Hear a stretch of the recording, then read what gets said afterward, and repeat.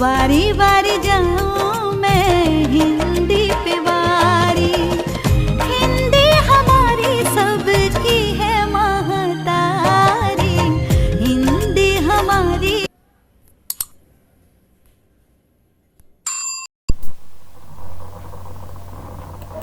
ನೋಡಿ ವಿಡಿಯೋಗಳನ್ನು like share ಹಾಗೂ ಸಬ್ಸ್ಕ್ರೈಬ್ ಮಾಡಲು ಮರೆಯದಿರಿ. ಫಸ್ಟ್ ಟೈಮ್ ವಿಡಿಯೋ ವಾಚ್ ಮಾಡ್ತಿದ್ರೆ ಸಬ್ಸ್ಕ್ರೈಬ್ ಜೊತೆಗೆ ಬೆಲ್ ಐಕಾನನ್ನು ಅವಶ್ಯವಾಗಿ ಒತ್ತಿ.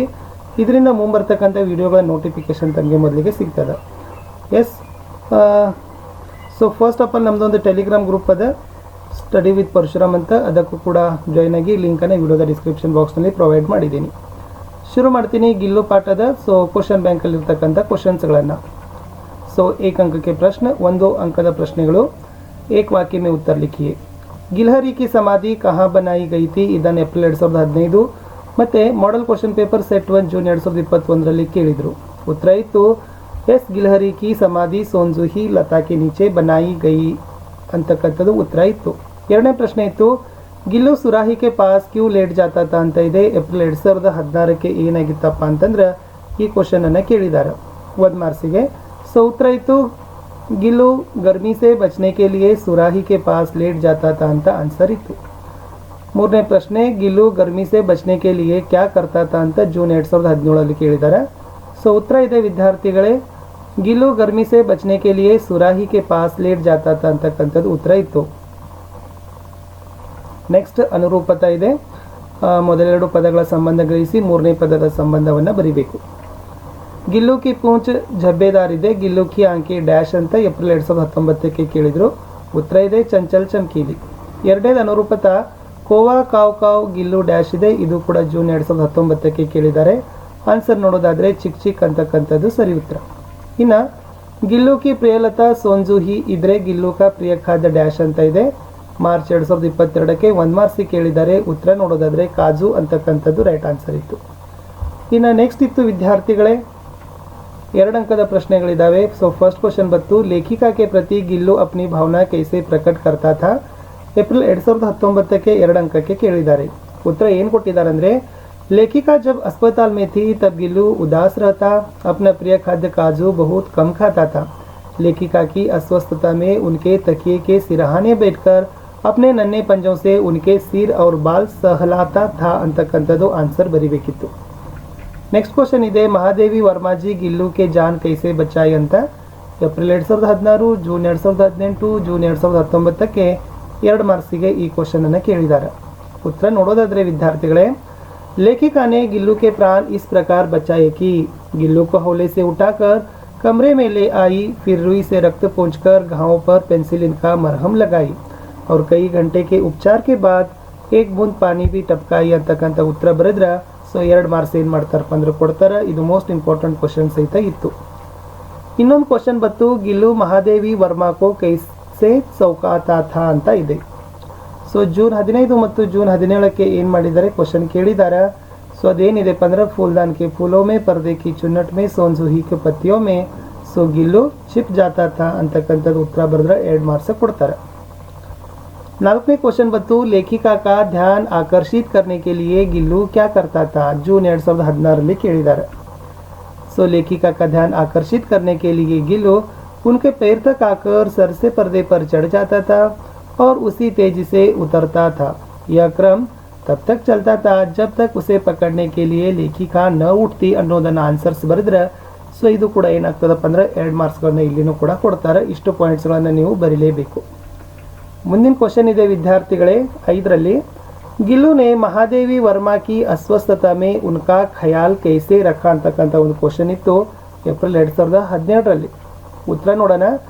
लेखिका जब अस्पताल में थी तब गिल्लू उदास रहता था, अपना प्रिय खाद्य काजू बहुत कम खाता था. लेखिका की अस्वस्थता में उनके तकिए के सिरहाने बैठकर अपने नन्हे पंजों से उनके सिर और बाल सहलाता था ಅನ್ನೋದನ್ನು ಬರೆದ್ರೆ ಆನ್ಸರ್ ಕಂಪ್ಲೀಟ್ ಆಗ್ತದೆ. ಮುಂದಿನ ಕ್ವಶನ್ ಇತ್ತು 3 या 4 ಅಂಕಕ್ಕೆ ಪ್ರಶ್ನೆ, 3-4 ವಾಕ್ಯದ ಪ್ರಶ್ನೆಗಳು. ಫಸ್ಟ್ ಕ್ವಶನ್ ಬಂತು ಗಿಲ್ಲು ಕೆ ಅಂತಿಮ ದಿನೋ ಕಾ ವರ್ಣನ್ ಕೀಜಿಯೆ ಅಂತ ಕ್ವಶನ್ ಅನ್ನು ಕೇಳಿದ್ದಾರೆ. ಇದು ಮೋಸ್ಟ್ ಇಂಪಾರ್ಟೆಂಟ್ ಅದ, ಈ ಸಲ ಎಕ್ಸಾಮ್ಗೆ ಬರ್ಬೋದು. ಜೂನ್ 2020ಕ್ಕೆ 4 ಮಾರ್ಕ್ಸಿಗೆ ಕೇಳಿದ್ದಾರೆ. ಉತ್ತರ ಇತ್ತು गिलहरियों के जीवन की अवधि 2 वर्ष से अधिक नहीं होती, अतः गिल्लू की जीवन यात्रा का अंत आ ही गया। गिल्लू ने अंतिम दिन न तो कुछ खाया और न ही बाहर गया। पंजे इतने ठंडे हो रहे थे कि लेखिका ने हीटर जलाकर उष्णता देने का प्रयास भी किए, परंतु कुछ लाभ नहीं हुआ। सुबह की पहली किरण के साथ ही वह चिरनिद्रा में सो गया। एस लेखिका ने गिल्लू की समाಧಿ ಸೋನ್ಜುಹಿ की ಲತಾ के नीचे बनाई ಅಂತ ಬರೆದ್ರೆ ಸೊ ಏನಾಯ್ತಪ್ಪ ಅಂದ್ರೆ ಇಲ್ಲಿನೂ ಕೂಡ ನಿಮಗೆ 4 ಮಾರ್ಕ್ಸ್ಗಳನ್ನು ಕೊಡ್ತಾರೆ। ಸೊ ಮೇನ್ 4 ಮಾರ್ಕ್ಸ್ ಆದರೂ ತಾವೇನು ಮಾಡಬೇಕು ವಿದ್ಯಾರ್ಥಿಗಳೇ, ಬರೀಲೇಬೇಕು ಅಂತಕ್ಕಂಥದ್ದು। ಮುಂದಿನ ಪ್ರಶ್ನೆ, ಗಿಲ್ಲು ಕೆ ಕಾರ್ಯಕಲಾಪ್ ಕೆ ಬಾರೆ में लिखिए। ಇದು ಕೂಡ ಇಂಪಾರ್ಟೆಂಟ್ ಕ್ವಶನ್ ಅದ। ಜೂನ್ 2020 ಕೇಳಿದಾರೆ, ಮಾರ್ಚ್ 2022 ಕೂಡ ಈ ಕ್ವಶನ್ ಬಹಳ ಸಲ ರಿಪೀಟ್ ಆಗದ। उत्तर, गिल्लू लेखिका के घर में झूलता रहता था, अपनी कांच जैसी आंखों से कमरे के भीतर और खिड़की से बाहर देखता था। जब भी लेखिका लिखने बैठती तब उनका ध्यान आकर्षित करने के लिए वह उनके पैर तक आकर सर से पर्दे पर चढ़ जाता और उसी तेजी से उतरता था। गिल्लू गिलहरियों के झुंड का नेता बना। ठीक 4 बजे खिड़की से भीतर आकर अपने झूले में झूलने लगता था। लेखिका को चौंकाने के लिए फूलदान के फूलों में, पर्दे की चुन्नट में और ಸೋನ್ಜುಹಿ की पत्तियों में छिप जाता था ಅನ್ನೋದನ್ನು ಬರೆದ್ರೆ ಸೊ 4 ಮಾರ್ಕ್ಸ್ ಕೊಡ್ತಾರೆ। ಸೊ ಇನ್ನೊಂದು ಕ್ವಶನ್ ಇತ್ತು, लेखिका की गैर हाजिरी में गिल्लू ने दिन कैसे बिताए, स्पष्ट कीजिए। ಏಪ್ರಿಲ್ 2018 ಮತ್ತು ಜೂನ್ 2022 ಕ್ವಶನ್ ಅನ್ನು ಕೇಳಿದ್ದಾರೆ। ಈ ವಿಡಿಯೋದ ಇದು ಲಾಸ್ಟ್ ಕ್ವಶನ್ ಇತ್ತು। ದಯಮಾಡಿ ವಿಡಿಯೋಗಳನ್ನು ಲೈಕ್, ಶೇರ್ ಹಾಗೂ ಸಬ್ಸ್ಕ್ರೈಬ್ ಮಾಡಲು ಮರೆಯದಿರಿ। ವಿಡಿಯೋದ ಡಿಸ್ಕ್ರಿಪ್ಷನ್ ಬಾಕ್ಸ್ನಲ್ಲಿ SSLC question bank all subject ಅಂತ ಒತ್ತಿದ್ರೆ ಇದರ ಹಿಂದೆ ಹಾಕ್ತಕ್ಕಂಥ ಎಲ್ಲ ವಿಷಯದ ಎಲ್ಲ ಪಾಠಗಳ ಒಂದು ವಿಡಿಯೋಗಳು ಸಿಗ್ತಾವೆ। ಮುಂದೇನೂ ಕೂಡ ನಾವು ಹಾಗೆ ಡೈಲಿ ಒಂದು SSLCಗೆ ಸಂಬಂಧಪಟ್ಟಂತೆ ವಿಡಿಯೋ ಬರ್ತದೆ, ತಾವು ಎಕ್ಸ್ಪೆಕ್ಟ್ ಮಾಡಬೇಕು, ವಾಚ್ ಮಾಡಬೇಕು, ಲೈಕ್, ಶೇರ್ ಹಾಗೂ ಸಬ್ಸ್ಕ್ರೈಬ್ ಮಾಡಲು ಮರಿಬಾರ್ದು। ಏನಾದರೂ ಡೌಟ್ ಅನಿಸಿದರೆ ಕಮೆಂಟಲ್ಲಿ ಪಿನ್ನನ್ನು ಸಹಿತ ಮಾಡಿ ಅಂತ ಹೇಳ್ತಾ ಈ ಕ್ವಶನ್ ಆನ್ಸರ್ ಹೀಗಿದೆ ನೋಡಿ। यस, गिल्लू अपना प्रिय खाद्य काजू बहुत कम खाता था। लेखिका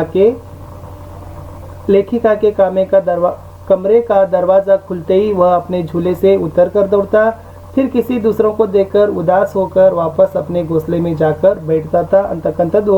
ಸೊ ಬೋರ್ಡ್ ಅವರೇ ಏನು ಮಾಡಿದ್ದಾರೆ ಕೊಟ್ಟಿರ್ತಕ್ಕಂಥ ಇದೊಂದು ಆನ್ಸರ್ ಇತ್ತು। ಸೊ ಇದನ್ನು ನಿಮಗೆ ಕೊಟ್ಟಿದ್ದೀವಿ। गिल्लू के दुखद अंत के बारे में लिखिए, ಸೆಪ್ಟೆಂಬರ್ 2020 के 3 अंक। गिल्लू के अंतिम दिनों का वर्णन कीजिए ಅಂತ ಇತ್ತು, ಜೂನ್ 2022 के 4 अंकಕ್ಕೆ ಕೇಳಿದ್ದಾರೆ। ಉತ್ತರ ನೋಡೋಣ। गिलहरियों के जीवन की अवधि 2 वर्ष से अधिक नहीं होती, अतः गिल्लू की जीवन यात्रा का अंत आ ही गया। गिल्लू ने अंतिम दिन न तो कुछ खाया और न ही बाहर गया। पंजे इतने ठंडे हो रहे थे कि लेखिका ने हीटर जलाकर उष्णता देने का प्रयास भी किए, परंतु कुछ लाभ नहीं हुआ। सुबह की पहली किरण के साथ ही वह चिरनिद्रा में सो गया। लेखिका ने गिल्लू की समाಧಿ ಸೋನ್ಜುಹಿ की ಲತಾ के नीचे बनाई ಅಂತ ಬರೆದ್ರೆ ಸೊ ನಿಮಗೆ ಇಲ್ಲಿ ಏನು ಮಾಡ್ತಾರಪ್ಪ ಅಂದ್ರೆ 3 ಅಥವಾ 4 ಎಷ್ಟಂತೆ ಅಷ್ಟು ಕೊಡ್ತಾರೆ। 4 ವಾಕ್ಯಗಳಾದರೂ ಕಂಪ್ಲೀಟ್ ಆಗಿ ಬರೀಬೇಕು। ವಿಡಿಯೋ ವೀಕ್ಷಿಸಿದ್ದಕ್ಕಾಗಿ ಧನ್ಯವಾದಗಳು। ಮತ್ತೆ ಸಿಗ್ತೀನಿ ಹೊಸ ವಿಡಿಯೋದಲ್ಲಿ, ಅಲ್ಲಿಯವರೆಗೂ ಬಾಯ್।